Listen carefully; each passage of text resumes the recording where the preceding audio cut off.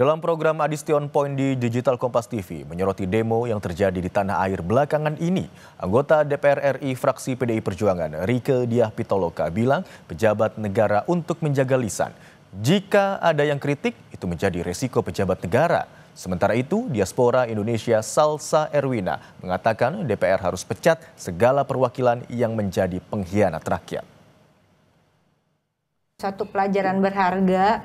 Pertama, saya sudah juga statement secara pribadi dengan segala kerendahan hati saya, dengan segala hormat saya kepada sahabat-sahabat anggota DPR RI khususnya, dan juga tidak ketinggalan para menteri, pelajaran berharga bagi kita para pejabat negara untuk menjaga lisan.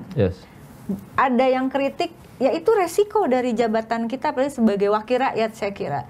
Kita harus lebih bijak, harus lebih pola komunikasi diperbaiki gitu, mana yang harus direspon, tidak perlu reaksioner. Menurut saya selalu membutuhkan justru kritik sebanyak-banyaknya supaya kita benar-benar ngerasa memang belum selesai menjalankan amanat jabatan dengan kitab suci kita masing-masing.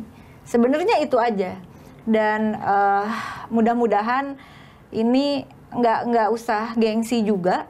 Memang ya salah merespon dengan gestur dan seperti itu, ya mohon maaf kalau apalagi ada kalimat-kalimat kasar begitu ya di teman-teman Teteh. Mohon maaf ya teman-teman Teteh, kan kita tahu. Saya tidak mau, karena setiap orang saya kira punya strategi dan pandangan masing-masing, tapi kalau boleh maaf sekali, bukan ingin menggurui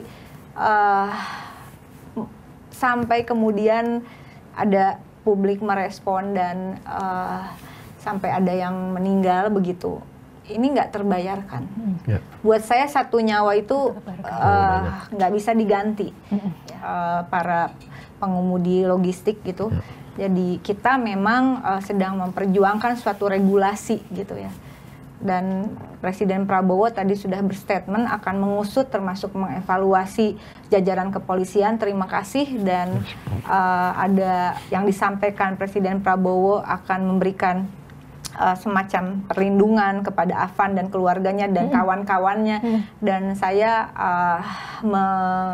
mengapresiasi sekaligus bahwa perlindungan dari seorang presiden itu tentu bukan dengan memberikan santunan, tapi memberikan suatu regulasi atau payung hukum.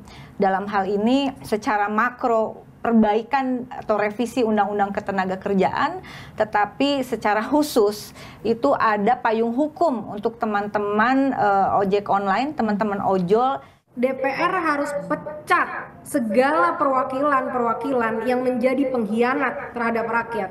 Udah jelas itu ada yang ngomong kalau misalkan, kalau mau mensahkan RUU perampasan aset, maka yang ditelepon harus ketua partai, karena lobby itu tidak terjadi di Senayan. Nah, hal yang begini-begini nih, yang joget-joget, yang manas-manasin masyarakat, pecat, ganti sama yang bagus-bagus, Rieke, tolong, karena bukan saya yang bisa mecat. Tapi bisa disalurkan. Tapi menarik. Ini poin Salsa menarik ya.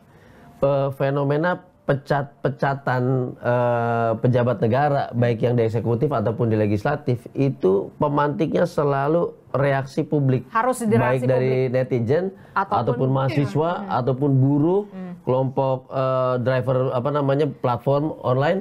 Nah, kalau nggak ada itu, nggak akan bergeser. Ya, dan selain kritik, menurutku yang paling penting, paling utama adalah empati dan hati nurani.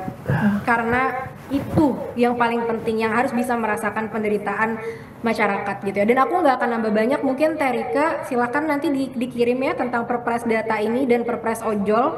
Menurutku ini saat yang tepat, Kak. Aku juga sedang merumuskan dengan beberapa teman tuntutan yang mau kita tuntut dengan adanya demonstrasi ini, dan aku mau masukkan ini salah satu jadi tuntutan kita ya, termasuk dengan pengesahan RUU perampasan aset, Kak. Itu adalah salah satu yang benar-benar mau kita perjuangkan 7 hari ke depan kalau bisa harus disahkan RUU perampasan aset.